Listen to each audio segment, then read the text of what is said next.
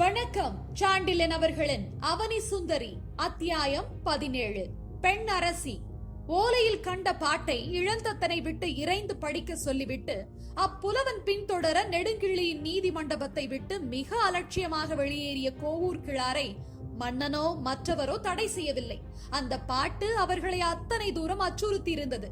அந்த பாட்டில் புலவர் இப்படி கூறியிருந்தார் நெடுங்கிள்ளியை நோக்கி: மன்னவனே, யானைகள் வெய்துயிர்த்து முழங்குகின்றன, குழந்தைகள் பாலின்றி அலறி அழுகின்றன, மகளிர் வெறுந்தலை முடிக்கின்றனர். வீடுகளில் கேட்கும் அழுகுரல் உன் அரண்மனை வரை கேட்கின்றது. உனக்கு ஈகை குணம் இருந்தால் எதிரிக்கு ஊரை விட்டுக் கொடு. வீரம் இருந்தால் கதவை திறந்து வெளியேறி போர் செய். இரண்டும் செய்யாமல் நீ மறைந்து நடுங்கி கிடப்பது வெட்கப்படத்தக்கது. இந்த பாட்டு வெகு சீக்கிரம் நாடெங்கும் பரவிவிடும் என்றும், இதனால் தன்னை கோழை என்று எண்ணி மற்ற மன்னவர்களும் போருக்கு வந்து விடுவார்கள் என்றும் எண்ணி நெடுங்கிள்ளியும் அஞ்சினான். அவன் அமைச்சரும் படைத்தலைவரும் கூட அஞ்சினர். கோவூர் கிழாரை சிறை செய்தாலோ அவரிடம் மக்களுக்கும் படை வீரருக்கும் மிகுந்த பிரேமையில் பெரும் புரட்சி உள்நாட்டிலும் ஏற்பட்டுவிடும் என்று அஞ்சிய நெடுங்கிள்ளி புலவரும் அவர் சீடரும் சென்றதை பார்த்து கொண்டு ஏதும் பேசாமலேயே உட்கார்ந்திருந்தான் நீண்ட நேரம். பிறகு ஏதோ புரிந்து கொண்டது போல தலையை அசைத்துவிட்டு மண்டபத்தில் இருந்து உள்ளே சென்றான். நெடுங்கிள்ளியின் அரண்மனையில் இருந்து கிளம்பிய புலவர் கோவூர் கிழார் மிகுந்த துயரத்துடன் மாவளத்தான் பாசறைக்கு வந்து சேர்ந்தார். மாவளத்தான் அவரை ஏதும் கேட்கவில்லை. அவரையும் இளந்தத்தனையும் மாறி மாறி பார்க்கவே செய்தான் சில வினாடிகள். அவன் முகத்தில் தொக்கியிருந்த கேள்வியை கண்ட புலவரே பதில் கூறினார். மாவளத்தான், அநேகமாக நெடுங்கிள்ளி நாளைக்கு போருக்கு வருவான் அல்லது சரணடைவான். இரண்டுக்கும் தயாராக இரு. நான் கொடுத்த ஓலையை புகாருக்கு அனுப்பிவிடு. உடனடியாக அதை நாட்டில் பரப்ப வேண்டாம் என்று சொன்னார். மாவளத்தான் புலவரை நோக்கி கேட்டான். நெடுங்கிள்ளி போருக்கு வர சம்மதித்தானா என்று. வரலாம் என்றார் புலவர் துயரத்துடன். இல்லையே, மாவளத்தானிடம் இருந்து எழுந்தது இரண்டாவது கேள்வி. கோட்டையை உன்னிடம் ஒப்படைக்கலாம், முன்பேதான் நான் சொன்னேனே என்றார் புலவர். எதனால் அவன் ஒப்படைக்கலாம்? இந்த பாட்டை அவன் புறக்கணிக்க முடியாது. புறக்கணித்தால் மாட்டான்.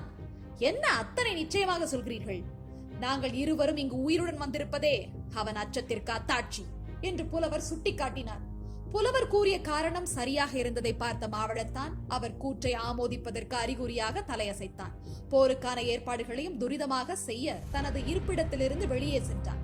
அடுத்த அரை ஜாமத்திற்கெல்லாம் படைகள் போருக்கு சித்தமாக நின்றன. ஆனால் காலையில் விழுந்தது போர் அல்ல, யாரும் எதிர்பார்க்காத பெரு விந்தை. அந்த விந்தையை யாரும் எதிர்பார்க்கவில்லை.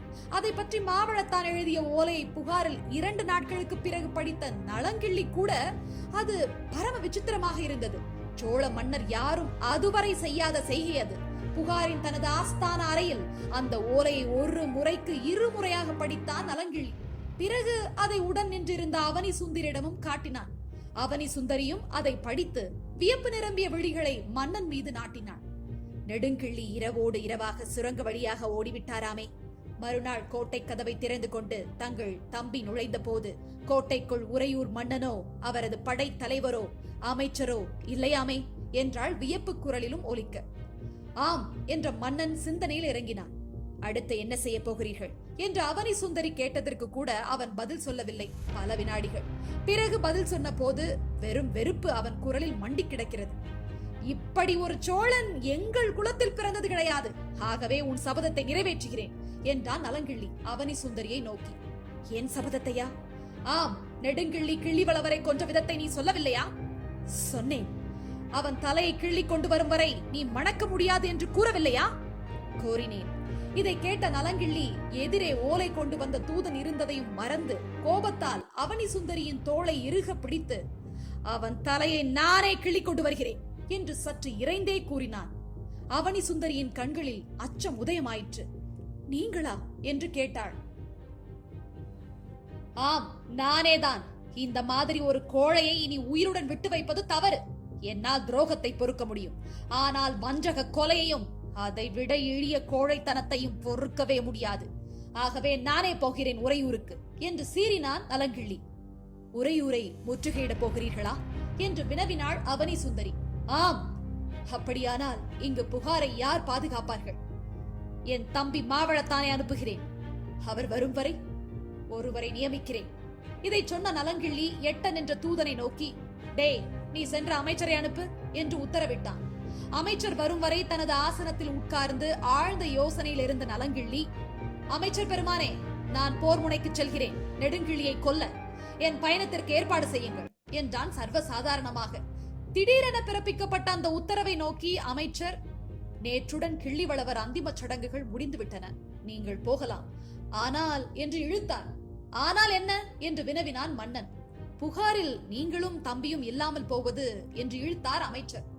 நான் சென்று தம்பியை அனுப்புகிறேன், அதுவரை அவரை ஏறெடுத்து நோக்கினான் நலங்கிள்ளி ஒரு வினாடி. பிறகு சொன்னான், இவள் பார்த்துக் கொள்வாள் தலைநகரை என்று சொல்லி அவனி சுந்தரியை நோக்கி கையையும் நீட்டினான். இவர்களா? கண்ணரத்து இளவரசியா என்று குளறினார் அமைச்சர். ஆம், திட்டமாக வந்தது நலங்கிள்ளியின் பதில். எதிரி நாட்டவள் என்று மீண்டும் இழுத்தார் அமைச்சர். இனி இந்நாட்டவர். புரியவில்லை எனக்கு. இந்நாட்டு ராணி. அமைச்சருக்கு அரசனுக்கும் அவனி சுந்தரிக்கும் உள்ள உறவை பற்றி ஏற்கனவே இருந்த வதந்தி தெரிந்தே இருந்தபடியால் அவர் மறுத்து ஏதும் பேசவில்லை. ஆனால் அது மக்களுக்கு பிடிக்காத காரியம் என்பது மட்டும் அவருக்கு தெரிந்திருந்ததால் சற்றே தயங்கினார். இருப்பினும் மன்னன் சொல்லை மீற முடியாமல் ஆஸ்தான அறையிலிருந்து வெளியேறி சென்றார் ஏற்பாடுகளை செய்ய. அமைச்சரின் தயக்கத்தை கவனிக்கவே செய்தான் நலங்கிள்ளி. அவனி சுந்தரிக்கும் தனது ஏற்பாடு இஷ்டமில்லை என்பதும் புரிந்திருந்தது அவனுக்கு. இருப்பினும் அதை எதையும் லட்சியம் செய்யாமல் ஒரே பிடிவாதமாக அவள் கையில் அரசியலை ஒப்படைத்துவிட்டு மறுநாள் கிளம்பினான் 2 உப தளபதிகளுடனும் 10-12 வீரர்களுடனும். அடுத்த 10 நாட்கள் அவனிடமிருந்து செய்தி ஏதும் வரவில்லை. புகாரில் அமைச்சர்கள் உதவி கொண்டு அவனி சுந்தரி தனக்கு மன்னன் இட்ட பணியை திறம்பட நிறைவேற்றி வந்தாள். 10 நாட்களுக்கு பிறகு வந்த தூதன் ஒருவன், மன்னர் நலங்கிள்ளி தமது படையுடன் உறையூரை முற்றுகையிடச் சென்று விட்டார், இளையவர் 2 நாட்களில் இங்கு வருவார் என்று தெரிவித்தான். 2 நாட்களுக்கு பிறகு மாவளத்தான் புகார் வந்தான். ஆனால் அரசு பொறுப்பை அவன் ஏற்கவில்லை. அதை பற்றி அவனி சுந்தரி கேட்டபோது பதிலும் சரியாக கிடைக்கவில்லை. நலங்கிள்ளியின் ஆஸ்தான அறையிலேயே மாவளத்தானை அவள் சந்தித்தாள். இளையவர் அரசு பொறுப்பில் இருந்து என்னை விடுவிக்க வேண்டும் என்று கேட்டாள். அவசியமில்லை என்றான் மாவளத்தான். பெண் கையில் அரசு இருப்பது முறையல்ல என்றாள் அவனி சுந்தரி. எங்கள் நாட்டில் அது தவறாக கருதப்படுவதில்லை என்றான் மாவளத்தான். அவள் என்ன மன்றாடியும் அவன் கேட்கவில்லை. இது என் அண்ணனுடைய இஷ்டம் என்று மட்டும் திட்டமாக கூறிவிட்டான். ஆகவே அரசு சுமையை அவனி சுந்தரியே தாங்கி வந்தாள். 2 மாதங்கள் ஓடிவிட்டன. நலங்கிள்ளியோ புலவரோ திரும்பவில்லை. போர் முனையில் இருந்து கிடைத்த செய்திகள் அவனி சுந்தரியின் இதயத்தில் மகிழ்ச்சியையும் இன்பத்தையும் ஒருங்கே விளைவித்தன. காத்திருங்கள், வரும் அத்தியாயங்களுக்காக விடைபெறுவது உங்கள் வருணா மற்றும் அருண். நன்றி. வணக்கம், நான் அருண் பேசுகிறேன். நான் எழுதின தமிழுக்கு ஏன் பெண் வடிவம் அப்படிங்கிற முதல் புத்தகம் அமேசான் கிண்டலில் வந்து அவைலபிளாக இருக்குது. அதை வாங்கி படிச்சுட்டு உங்களுடைய வேல்யூபிள் ஃபீட்பேக்ஸை வந்து ஷேர் பண்ணுங்கள். அந்த புக்குக்கான லிங்க்கும் வந்து இந்த வீடியோக்கான டிஸ்கிரிப்ஷனில் இருக்குது. நன்றி.